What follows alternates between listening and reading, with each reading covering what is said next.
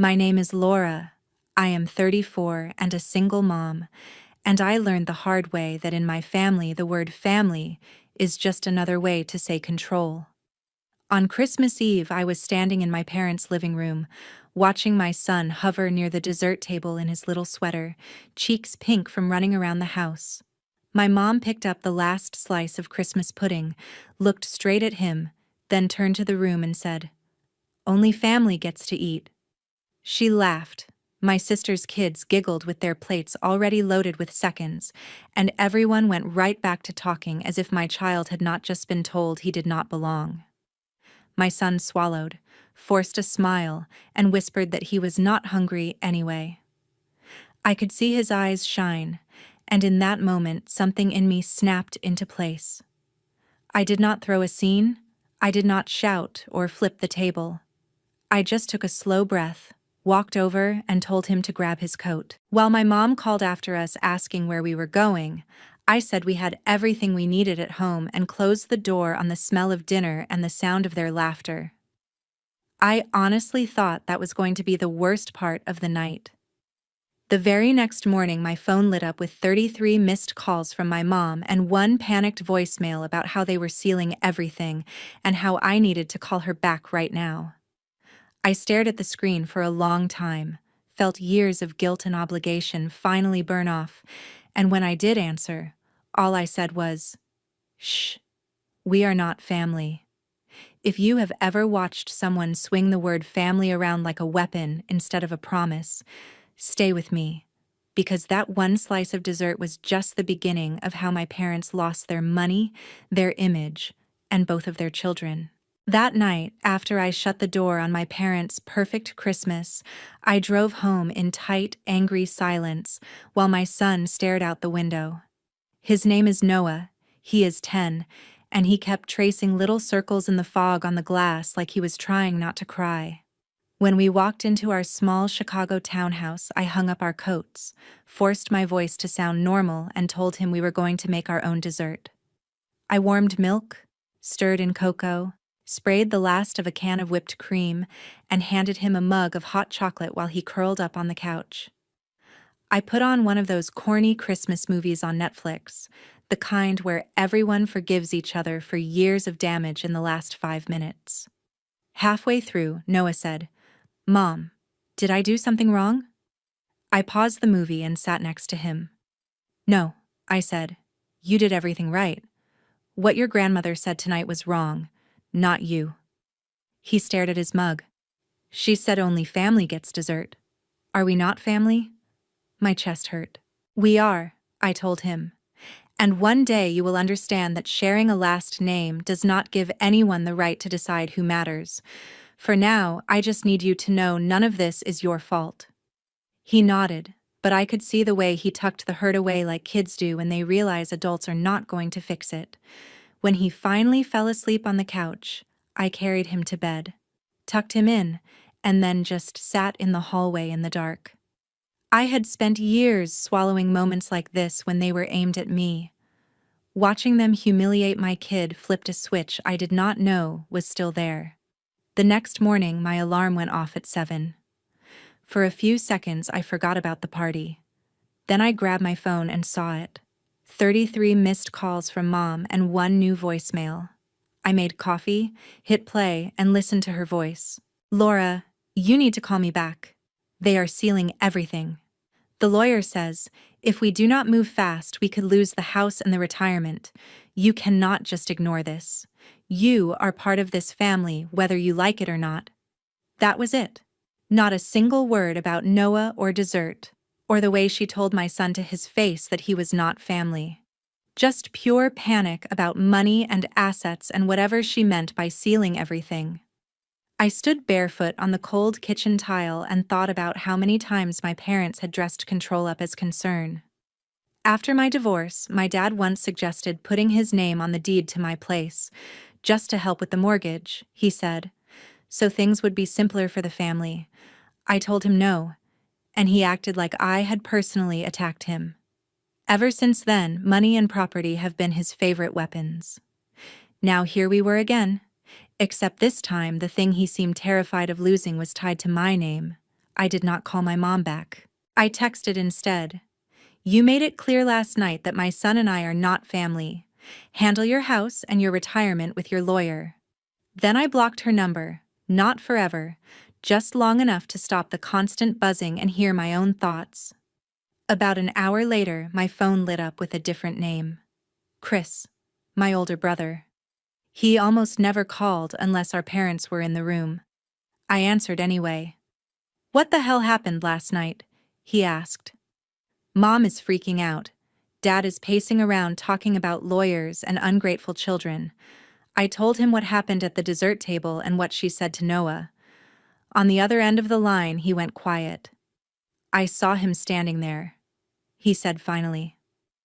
I told myself I was overreacting, that Mom was just stressed. I guess I did what I always do. I let it go. Of course he did. Chris has spent his whole life smoothing things over, pretending their worst moments were no big deal. I am not asking you to fix them, I said. I am just done letting them use the word family as leverage. They want my name on their paperwork and their trust and their house, but they cannot even give my kid a slice of pudding. If we are not family at the table, we are not family at the bank. There was a long pause, and then he said something I did not expect. Okay. Tell me what you want me to do. And that was the moment this stopped being about dessert and started being about their precious legacy.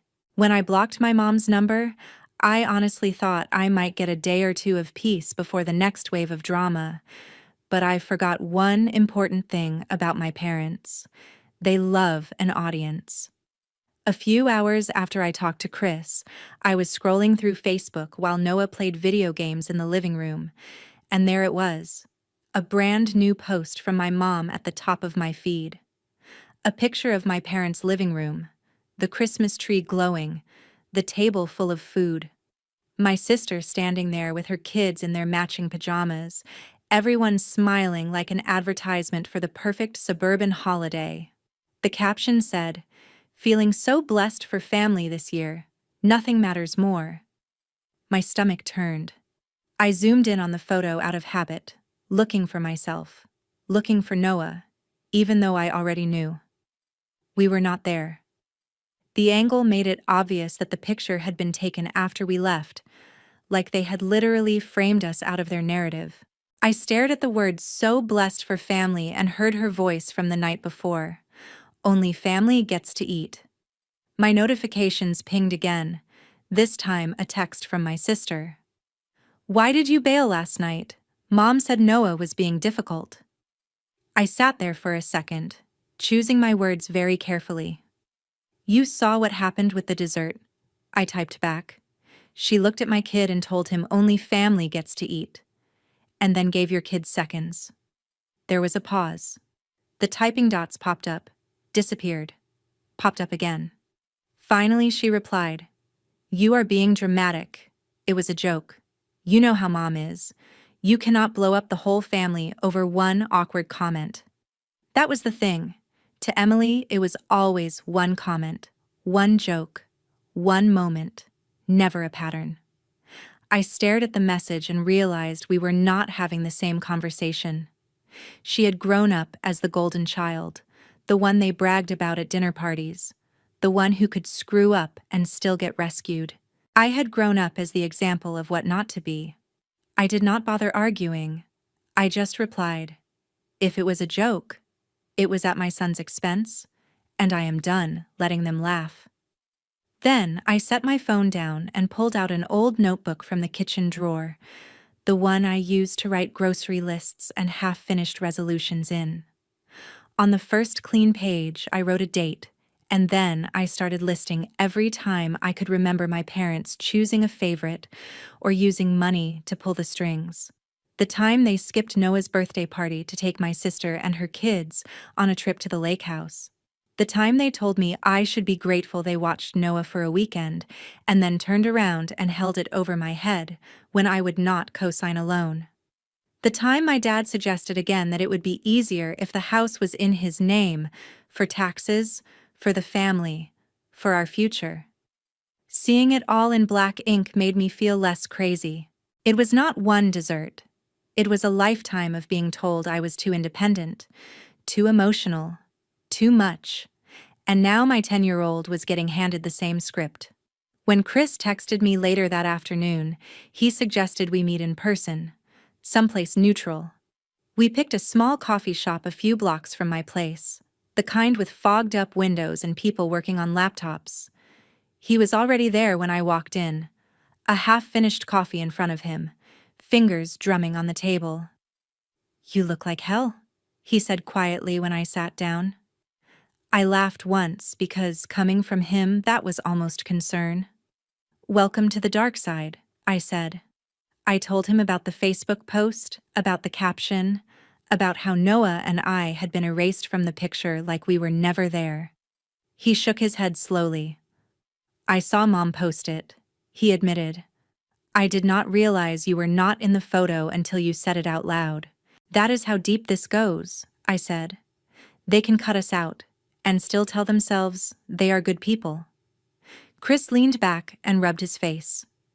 He told me then what he had found out from talking to our parents' lawyer, that there was a family trust and a little web of LLCs wrapped around the lake house in Michigan and some other assets, and that my name was still on one of the deeds as a co-owner from years ago when I helped pay for repairs.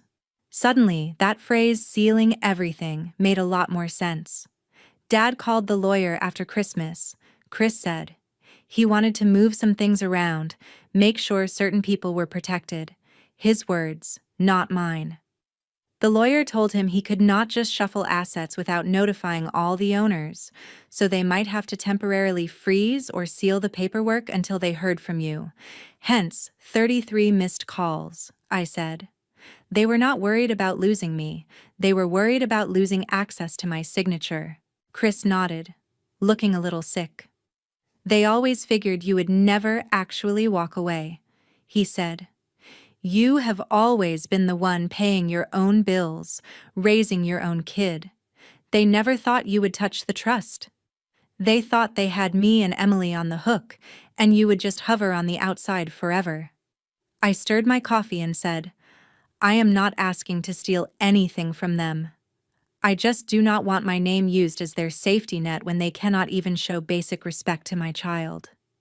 I want whatever part is legally mine to be walled off from their games, so it goes to Noah someday without strings attached." Chris stared at the table for a long time. Finally, he looked up and said, "I can talk to a different lawyer. Not theirs, someone who works for us. We can find out exactly what your options are, what my options are.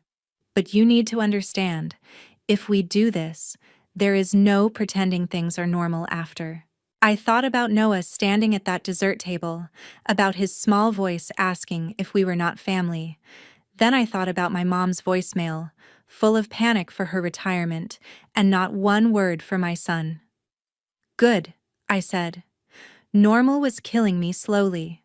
2 days after that coffee shop meeting with Chris, I got the kind of email that makes your stomach knot before you even finish the first sentence. The subject line said, "Family Trust Concerns," with my parents' lawyer's name underneath. The tone was exactly what I expected, formal and condescending at the same time.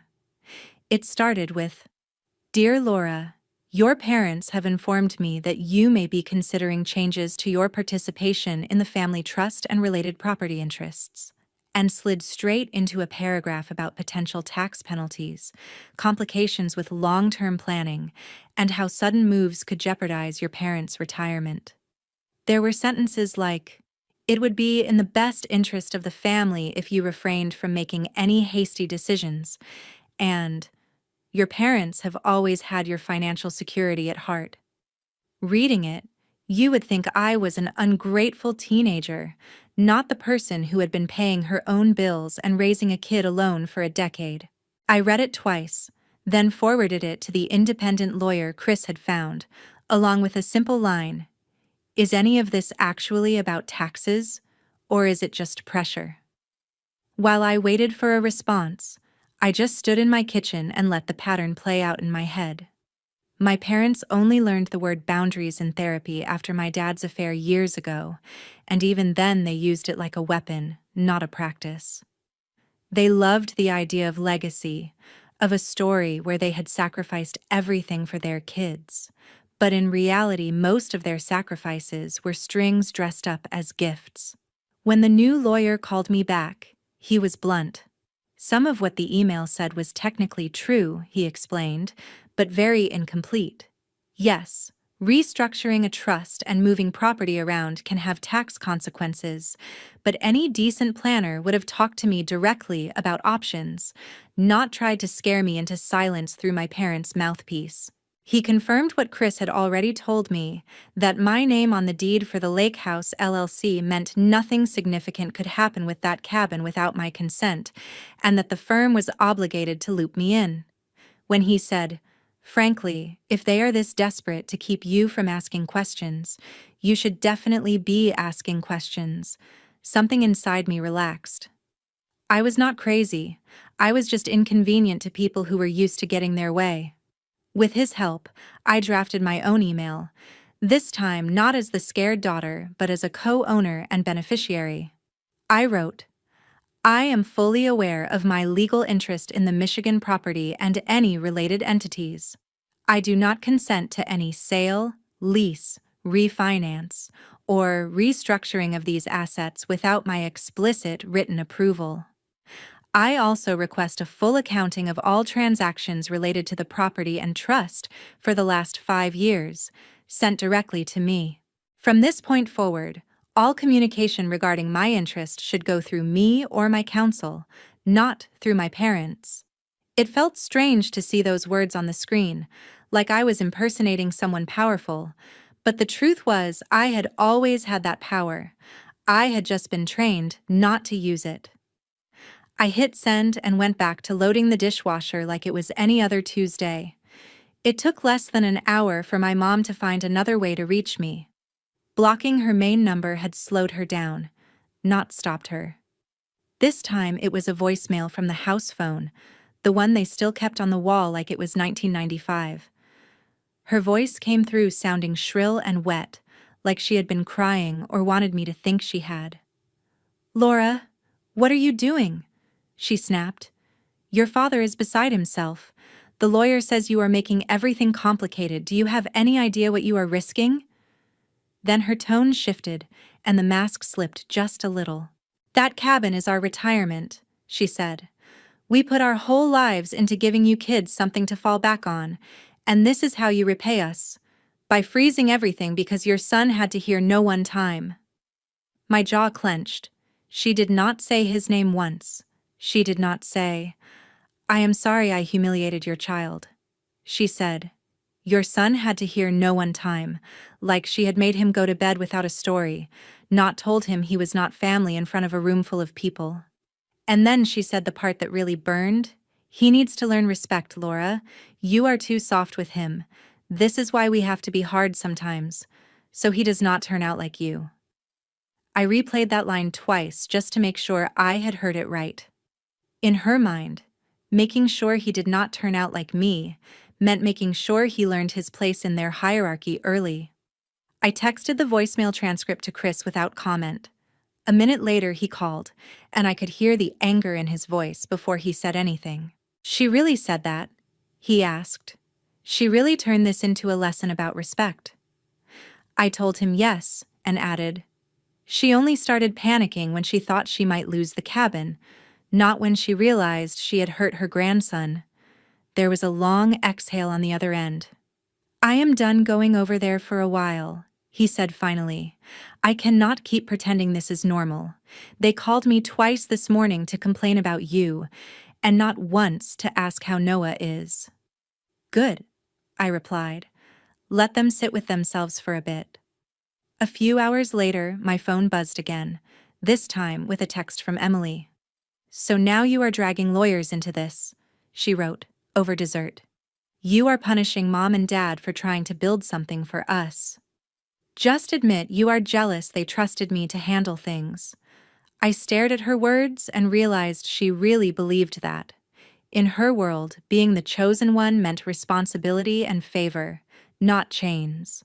In mine, it meant my son being told he did not count. I typed back, "I am not jealous of being the favorite, Em. I am tired of being the backup. They only called me when their money got touched, not when they broke my kid's heart. I am not the one turning family into a transaction. I am just done being the collateral. Then I put my phone face down, because for the first time in my life, I was not waiting for their approval, their version of the story, or their permission to protect myself. About a week after that voicemail about the cabin and the retirement, just when I thought my parents might finally be running out of ways to reach me, they did exactly what I should have expected. They took it to social media. I was half watching Noah do homework at the kitchen table when a notification popped up from Facebook, an event invite from my mom. The title hit me first: Holiday Family Reconciliation Dinner, little snowflake emojis sprinkled around it like sugar. The description said something like, "After a hard year, we believe in forgiveness and second chances.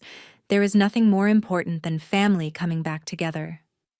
She had posted a photo along with it, our parents' house lit up like a Christmas card, the tree glowing in the front window, a wreath on the door.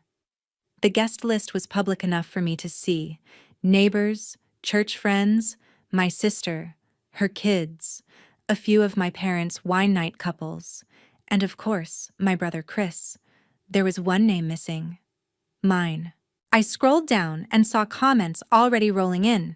People wrote things like, "So beautiful, you two are such an inspiration," and "Love how your family always sticks together." I could practically hear my mom soaking up every heart emoji. A second later, my phone buzzed again, this time with a screenshot of the event from Chris. Underneath, he had typed, "You seeing this?" I replied, "Apparently, I have been invited to reconcile, just not tagged." He wrote back, "They called me twice this morning about it. They are acting like they are the victims in all this. Do you want to go?" I stared at that question for a long time. Part of me wanted to ignore the whole thing, let them perform their little redemption arc without me. But another part of me, the part that watched them rewrite history in real time for decades, knew exactly what would happen if I stayed home. They would stand in front of that group and talk about their difficult daughter who turned her back on them. They would cry about how they tried so hard, and no one would ever hear the part where they told a 10-year-old he was not family. If we do not show up, they control the story. I finally typed, "If we do, at least we get to tell the truth." Chris sent back one word: "Okay." On the night of the dinner, I left Noah with a trusted babysitter from down the street. There was no way I was walking him back into that house. As I drove to my parents' place, the neighborhood looked like something out of a catalog. Lights on the houses, inflatable snowmen on the lawns, cars lining the street outside my childhood home. From the driveway, I could hear laughter and Christmas music spilling out into the cold air.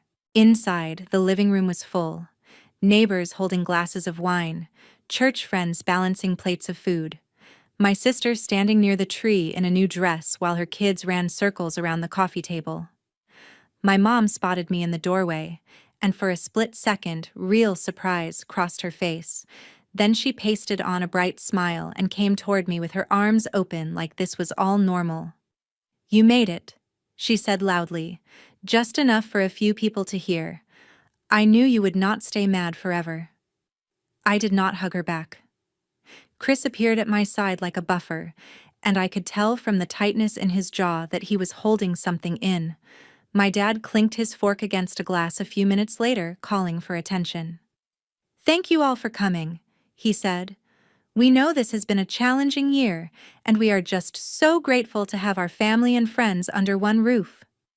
My mom dabbed at her eyes with a napkin, already playing her role. "Family means everything to us," she added. "And sometimes there are misunderstandings, but at the end of the day, blood is blood." I felt my shoulders tense. There it was again, the magic word they loved to hide behind: blood. Chris shot me a quick look, the kind that says, "It is now or never." He stepped forward slightly and raised his voice just enough to cut through the polite applause. "Funny," he said, Because last week you looked your 10-year-old grandson in the eye and told him only family gets to eat. The room went silent so fast it was almost funny. Every head turned toward us. My mom froze, her hand still halfway to her face. My dad's smile dropped a fraction of an inch. Chris did not back down. He spoke calmly, like he was explaining a situation at work, not detonating a bomb in our parents' living room. Mom took the last slice of dessert at Christmas and told Laura's kid he was not family, he said. Then you let my sister's kids have seconds while he stood there pretending it did not hurt. And when Laura walked out with her son, the next morning you called her 33 times, not to apologize, but because the lawyer told you you might lose access to the cabin and the trust if she did not sign what you wanted. Someone near the sofa shifted, a neighbor couple who had known us since we were kids. The woman's eyebrows shot up, her mouth flat. My mom found her voice first. "Chris," she said, her tone sharp. "This is not appropriate. We can talk about family matters in private. This is not the place." He laughed once, no humor in it. "Private is what got us here," he said. "You get to humiliate people in private and then show this house off like we are some kind of perfect Christmas postcard." One of our neighbors, Mrs. Reynolds from across the street, spoke up before my parents could. "I was there that night," she said quietly. "I heard what you told Noah." A few more heads turned her way. "That is not a misunderstanding," she added. "That is cruel." My mom's face went red. She reached for the nearest excuse. "I was joking," she insisted. "You all know my sense of humor. These kids are too sensitive these days. I would never really mean that." She turned to me with a tremble in her voice. "Tell them, Laura. Tell them you know I did not mean it." Every eye in the room landed on me. For a second, I could feel 16-year-old me wanting to shrink, to smooth it over, to laugh and say, "It is fine, Mom. We know you did not mean it." But then I saw Noah in my mind, standing at that dessert table, and the words came out different this time. "No," I said, clear and calm. "You meant it. You have been meaning it my entire life. You meant it when you skipped his birthday to go to the lake house with Emily. You meant it when you told people he is not really like the other grandkids because he does not spend every summer at your place. All you did at Christmas was finally say it out loud." My dad slammed his glass down on the counter a little too hard. "We built all of this for you ungrateful children," he snapped. "This house, that cabin, the trust, the retirement, everything we have is for you, and this is how you repay us, by dragging our name through the mud in front of our friends." I shook my head. "No," I said. "You did not build this for us.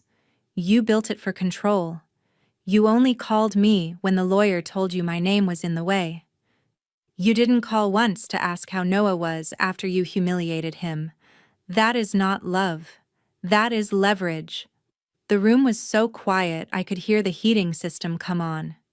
Behind us, someone set their wine glass down carefully on a coaster, like they were afraid any noise would make things worse. My mom looked around at the faces she had handpicked for this performance and realized, maybe for the first time, that she was not winning them over. Her eyes filled, but the crying came out sharp, almost angry. "You are destroying our family," she said, voice cracking. "You are ruining our legacy, everything we worked for, all because your child had to hear no for once." I felt weirdly calm. "You destroyed it yourself," I said. "The second you decided a 10-year-old was expendable so you could protect your pride and your assets. We are just finally saying it where other people can hear." For a second, nobody moved. Then Chris put his hand on my shoulder. "We are done here," he said quietly. We turned and walked to the door while our parents stood rooted to the spot in the center of their perfect decorated living room, with a room full of witnesses watching them, not with admiration this time, but with something closer to doubt. By the time I got home that night, the neighborhood group chat was already buzzing. Screenshots of my mom's reconciliation post sitting right next to messages like, I did not know they treated their grandson like that, and that was hard to watch. My parents had finally gotten the audience they wanted. They just did not get the script they were expecting. A few days after the disaster reconciliation dinner, the house finally went quiet again. At least on the surface. No calls, no messages, just this strange, heavy pause like the moment right after a storm when you are not sure if there is another wave coming.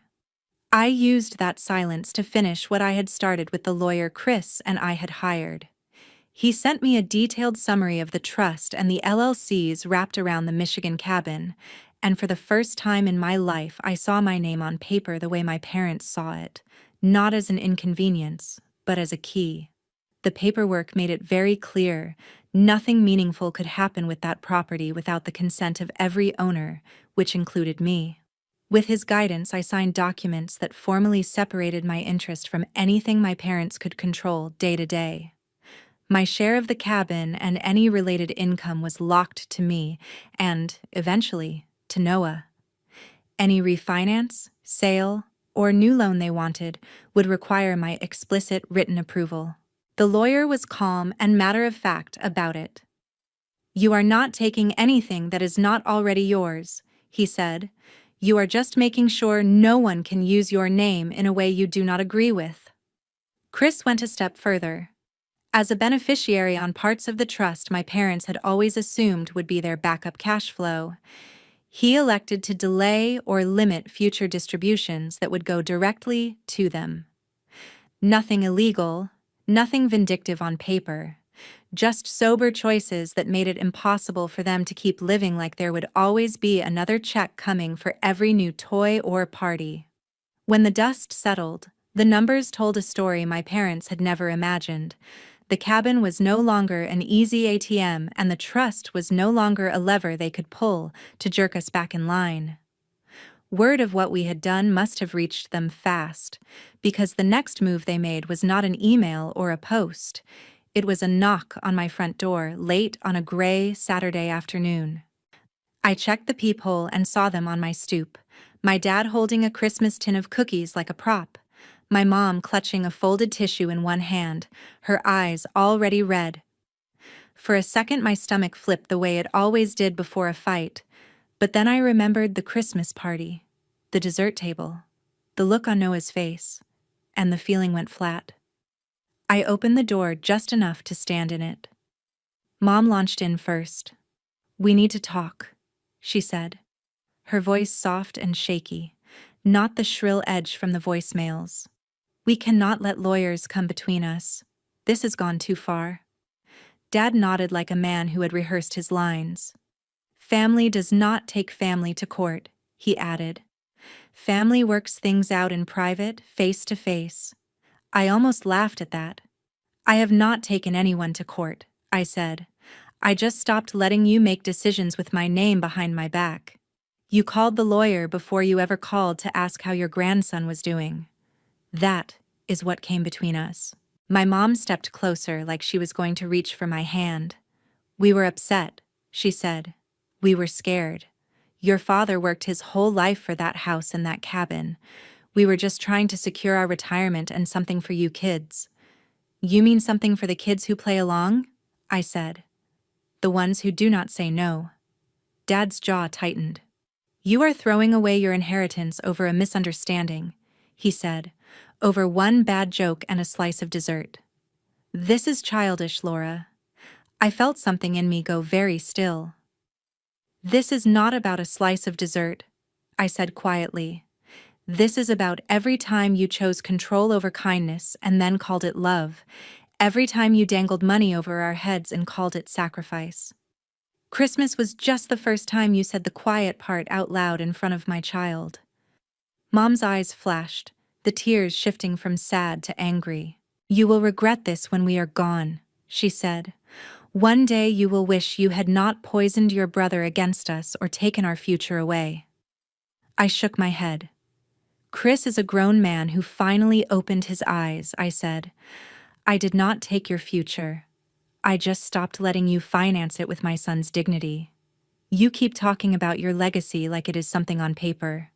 The only legacy I care about is the one Noah carries, and I refuse to let him learn that love means accepting whatever people do to you as long as they share your DNA. My dad lifted the cookie tin like it was some kind of peace offering. Can we at least come inside and talk to him? He asked. He is our grandson. My hand tightened on the edge of the door. He is my son, I answered. And until you can look him in the eye and apologize without excuses, you do not get access to him, or to my life, or to my signature. Right now, you are not safe for him, and that matters more to me than any house, any cabin, any trust. My mom's face crumpled at the word unsafe, like I had accused her of something unforgivable. But she still did not say the one thing that might have mattered. I am sorry for what I said to Noah. She just kept circling back to how much they had given, how hard they had worked, how unfair it was that we were cutting them off.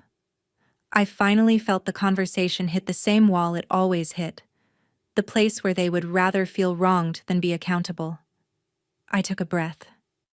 I am not doing this anymore, I said. You do not get to hurt my child and then hide behind the word legacy. You are not my legacy. You are my lesson, and I am done repeating it. Before they could answer, I stepped back just enough to be clear and closed the door. I stood there with my hand on the knob, listening to the muffled sound of my mom crying and my dad muttering something about ungrateful kids on the other side. Eventually, their footsteps faded down the stairs and the car door slammed and the engine started. Inside my house, it was quiet. No ringing phone, no pounding on the door, just the sound of Noah in his room humming to himself while he built something out of plastic bricks. Completely unaware that outside his world, the people who had taken dessert away from him were finally learning what it felt like to be left with nothing they could control. In the weeks after I closed the door on my parents, nothing dramatic happened, and that was the strangest part. No more voicemails about lawyers, no Facebook essays about forgiveness, no group texts trying to guilt me into coming over. It was just quiet. For the first time in my life, my phone could sit on the counter all day without turning into a grenade. At first, the silence felt wrong, like I should be doing something, reaching out, fixing it, playing the role I had always played, the one where I swallowed my pride so everyone else could stay comfortable. But every time that old instinct kicked in, I pictured Noah at that dessert table, and it snapped me right back. A few days after the door scene, Chris came over with pizza and a couple of those cheap Christmas movies on streaming. He walked in like he had been holding his breath for years and was finally allowed to exhale.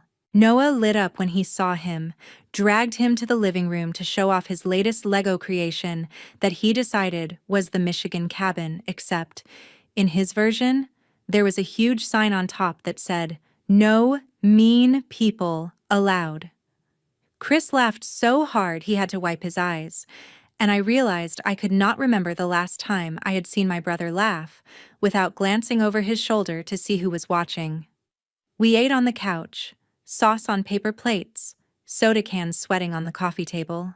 No crystal glasses, no fancy napkins folded into shapes, nobody grading our performance as a family.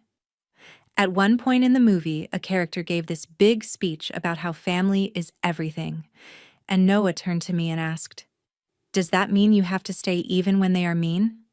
I muted the TV and told him the truth, the kind nobody ever told me when I was his age. "No," I said. "Family is supposed to be the people who make you feel safe and loved, not the people who tell you your place. Sometimes those are the same people you share DNA with, and sometimes they are not. Real family is who shows up when it counts, who listens, who apologizes when they are wrong. Blood alone does not earn them a permanent pass to hurt you." He thought about that for a second and then nodded, like I had just handed him a new rule book that actually made sense. Later that night, After Chris left and Noah was asleep, I sat at the kitchen table with a mug of tea and thought about everything my parents used to talk about when they said the word legacy. They meant houses and cabins and accounts, and a story where they were the heroes who sacrificed so much for their ungrateful children. The funny thing is, the minute their money stopped moving the way they wanted, their version of love vanished with it. They had spent years telling me that walking away would make me selfish and cold. Instead, what I found on the other side of that door was warmth. Just not the kind that comes from a big crowded house and a perfect tree.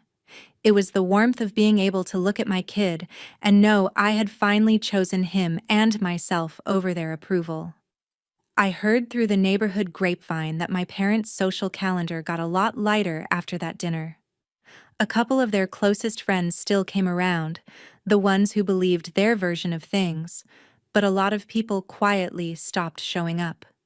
The cabin sat mostly empty that winter, not because they could not go, but because it was no longer a stage where they could parade the grandkids they thought counted.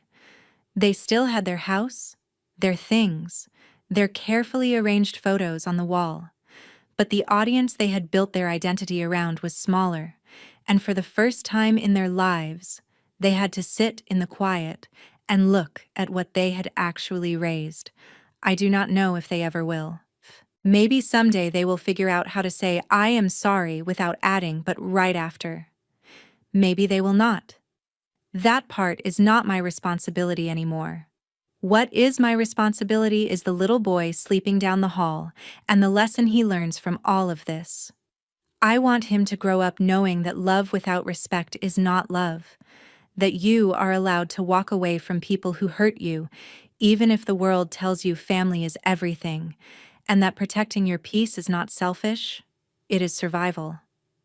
I did not burn my family to the ground, I just stopped standing in the fire and calling it home. And if any of this sounds familiar to you, if you have ever been told to keep the peace while someone chipped away at your dignity, even in the name of family, I hope you hear this clearly. You are not crazy, and you are not alone. Have you ever had to cut off someone toxic, even if they shared your last name? And how did you know it was finally time to walk away?